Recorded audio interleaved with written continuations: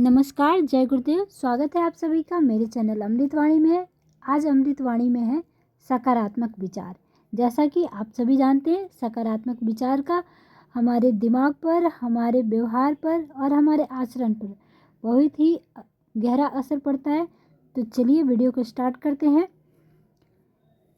सकारात्मक विचार को अमृत के समान माना गया है। इस संदर्भ में एक प्रसंग आता है।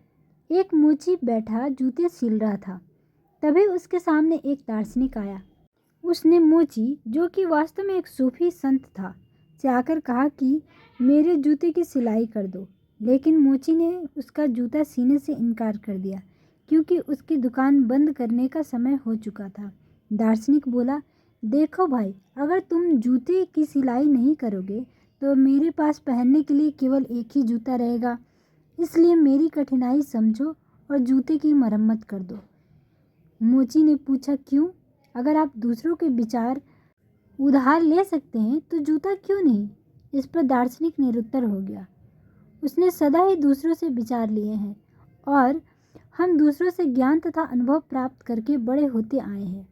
हम दूसरों से जो विचार, ज्ञान और अनुभव प्राप्त करते हैं, उसी आधार पर हम अपने विचारों का पोषण करते हैं, फिर वे चाहे निराशावादी हो या आशावादी हो। इसका अर्थ यह हुआ कि यह विचारों पर निर्भर करता है कि वे नकारात्मक हैं या सकारात्मक।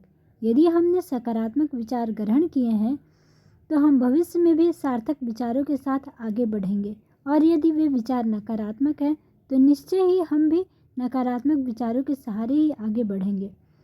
नकारात्मक या सकारात्मक सोच वाले लोग अपने बच्चों को भी यही सोच देते हैं। माता पिता को अपने बच्चों से नकारात्मक बातें नहीं करनी चाहिए। हमें इस मामले में बहुत सतर्क रहना चाहिए कि हमारी सोच, हमारे व्यक्तित्व और हमारे व्यवहार को किस प्रकार से विचार प्रभावित कर रहे हैं। वे नकारात्मक है या सकारात्मक। इसके लिए हमें अपना आत्मबल बढ़ाना होगा ताकि हम स्वयं नकारात्मक विचारों से अपने को बचा सकें। याद रखें कि नकारात्मक सोच हमें सदा पीछे की ओर धकेलती है। इस कारण हम जीवन में कभी सफल व्यक्ति नहीं बन पाते। बेहतर यही है कि हम हमेशा सार्थक विचार ग्रहण करें और उनके ही प्रभावों को स्वीकार करें। जो सर्वश्रेष्ठ पाना चाहते हैं, सार्थक विचार उन लोगों के लिए श्रेष्ठतम मूल्य प्रस्तुत करते हैं। यह भी सच है कि हम अब श्रेष्ठतम विचार प्राप्त करना चाहते हैं, इसलिए सदैव सार्थक बातें सोचना चाहिए, नकारात्मक नहीं, क्योंकि आगे जाकर हमको वही मिलता है जिसके लिए हमने इच्छा की थी। कुछ लोग अगर ऐसा होता का सिद्धांत अपनाकर चलते हैं और एक बार असफल हो जाने पर दोबारा प्रयत्न नहीं करते। ऐसे लोग यही कहते हैं, अगर मैंने ऐसा किया होता तो, या अगर मैंने वैसा किया तो। ऐसे लोग सिर्फ पश्चाताप करते हैं। वे दोबारा प्रयास के लिए कभी आगे नहीं आते। लेकिन इसके विपरीत सार्थक सोच वाले व्यक्ति इन व्यर्थ की बातों से दूर रहता है। वह अपनी पराजय के लिए बहाना नहीं ढूंढता। वह सार्थक और मजबूत विचारों और इरादों का संबल लेकर आगे बढ़ता है। वह अत्यंत ही आत्मविश्वासी व्यक्ति होता है। वह सदा सार्थक परिणामों को अपना लक्ष्य बनाता है। यदि उसे पराजय मिलती है तो भी वह हताश नहीं होता, बल्कि पराजय के कारणों का विश्लेषण करता है। एक विचारक कहते हैं, हमें आंतरिक विश्लेषण की कला सीखनी चाहिए और नकारात्मक विचारों को अपने दिमाग में नहीं आने देना चाहिए।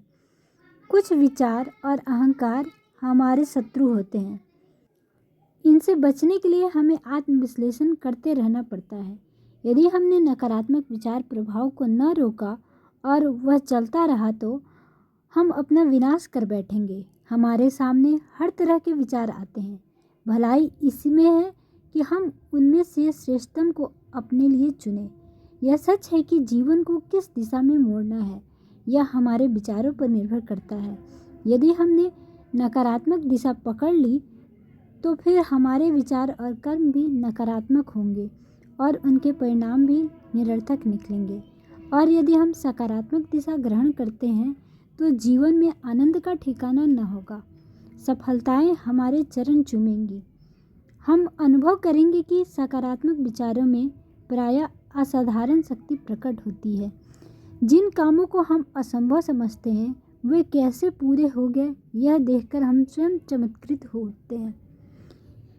इससे जीवन एक आश्चर्यजनक एवं संतोषजनक अनुभव बन जाता है। अपनी तमाम विविधताओं के बावजूद जीवन अपने आप में बहुत अच्छा होता है। उससे बुरा तो हम अपने बुरे विचारों को और बुरे कर्मों से बनाते हैं। दुर्भाग्यवश लोग जीवन के महान मूल्यों की पहचान नहीं कर पाते, क्योंकि उन पर बुरे विचारों के बादल घिरे रहते हैं। यदि वे जीवन के मूल्यों को समझें और जीवन से प्यार करें तो जीवन उनके लिए वरदान सिद्ध हो सकता है। एक प्रेरक उदाहरण है, आप मधुमक्खी को देखिए। वह एक एक फूल पर जाकर मधु लेती है और छत्ते में लाकर संचित करती है। वही मधु आपके लिए अमृत समान होता है। एक साधारण मक्खी गंदगी पे बैठती है। वह अपने साथ गंदगी और रोगों के कीटाणु लाकर मिठाई पर बैठती है। वह मिठाई खाकर हम बीमार पड़ जाते हैं। इसलिए सार्थक और सकारात्मक सोच का अभ्यास करना चाहिए। नकारात्मक सोच को विष के समान त्याग देना चाहिए। इससे जीवन की दिशा स्वयं आलोकित हो उठेगी। सकारात्मक विचार अमृत के समान हमारा पोषण करते हैं, अतः सदैव इनका अभ्यास करना चाहिए। तो आज की बात यहीं समाप्त हुई। मिलते हैं नेक्स्ट वीडियो में एक नया टॉपिक के साथ। तब तक अपना ध्यान रखिए, खुश रहिए, मस्त रहिए। चैनल पे पहली बार आए हो तो सब्सक्राइब करें, वीडियो पसंद आई हो तो लाइक करें, शेयर करें। आपका दिन शुभ हो।